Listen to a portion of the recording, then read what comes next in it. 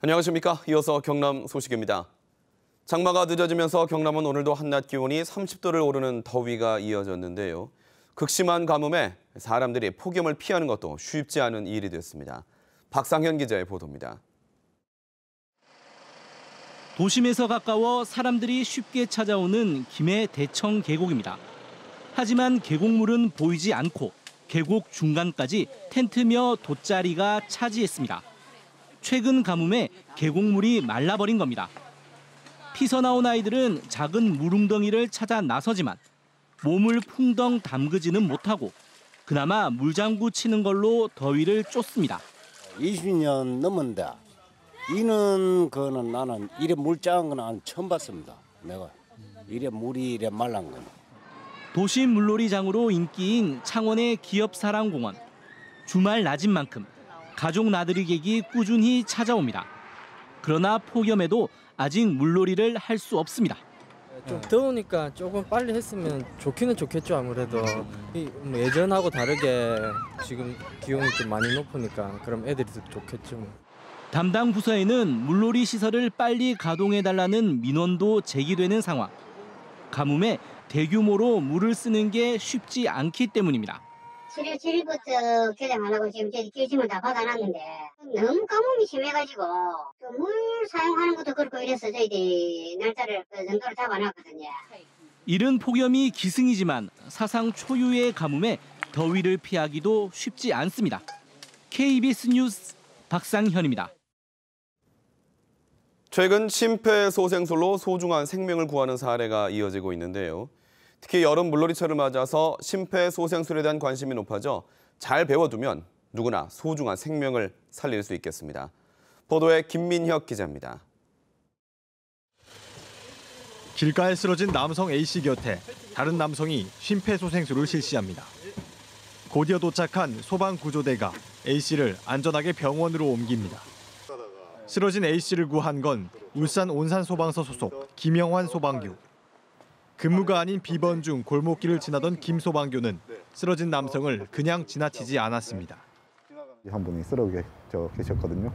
그래가지고 제가 맥박 호흡 의식 확인하니까 반응이 없어가지고 그대로 바로 심폐소생술을 실시해가지고. 최근 물놀이 안전사고가 잇따르자 휴가철을 앞두고 심폐소생술에 대한 관심도 높아지고 있습니다. 심폐소생술의 골든타임은 4분인데 이 안에 시행하면 생존율을 3배나 높일 수 있기 때문입니다. 환자를 발견하면 먼저 의식을 확인하고 주변 사람을 특정해서 지목해 119 신고를 독려해야 합니다. 환자의 가슴을 압박할 때는 매트리스 같은 푹신한 곳은 피하고 딱딱한 바닥에서 시행하는 것이 중요합니다. 심폐소생술은 환자의 의식과 호흡이 없는 경우에 환자의 가슴의 중앙 부위를 1초에 2번을 누른다는 생각으로 5cm가량 반복적으로 압박해 주시면 되겠습니다. 한번 보시겠습니다. 하나, 둘. 또 팔을 구부리지 말고 환자와 수직 상태를 유지하며 압박하는 것도 중요합니다. 소방서는 물론 인근 119 안전센터를 방문하면 휴가철 보다 자세한 심폐소생술 방법을 배울 수 있습니다. KBS 뉴스 김민혁입니다. 국가지정문화재 보물인 밀양 영남루에 국보 승격이 추진됩니다. 문화재청은 지난해 국립중앙박물관과 한국미술사학회, 지자체 등으로부터 국보로 지정할 만한 건축문화재를 추천받은 뒤 문화재위원회 심의를 거쳐 밀양 영남루와 칠곡 송림사 5층 전탑, 완주 화암사 우화루, 공주 마곡사 5층 석탑으로 최종 후보 4건을 선정했다고 밝혔습니다. 보물 제147호인 밀양 영남루는 고려 공민왕 14년 밀양 군수 김주가 지은 두각으로 현재 건물은 조선 헌종 10년에 건립됐습니다. 한국토지주택공사가 입주민의 안전을 위해 앞으로 LH가 짓는 모든 공공아파트에 아날로그 화재 감지기를 도입한다고 밝혔습니다. LH는 지금까지 30층 이상 고층 건물에만 적용하던 아날로그 감지기를 오는 7월부터 설계되는 공동주택에 확대 적용하기로 했습니다. 아날로그 감지기는 화재 감지기의 개별 주소값으로 정확한 화재 위치를 바로 확인해 화재 초기 진압 시간을 확보할 수 있습니다. 최저임금 10,000원, 비정규직 철폐를 촉구하는 경남 비정규직 노동자 결의대회가 오늘 창원시 중앙동 더불어민주당 경남당사 앞에서 열렸습니다. 참가자들은 비정규직은 노동 문제만이 아닌 불평등과 빈부 격차를 해소하는 사회적 인권 문제임을 알리고 비정규직 철폐를 촉구했습니다.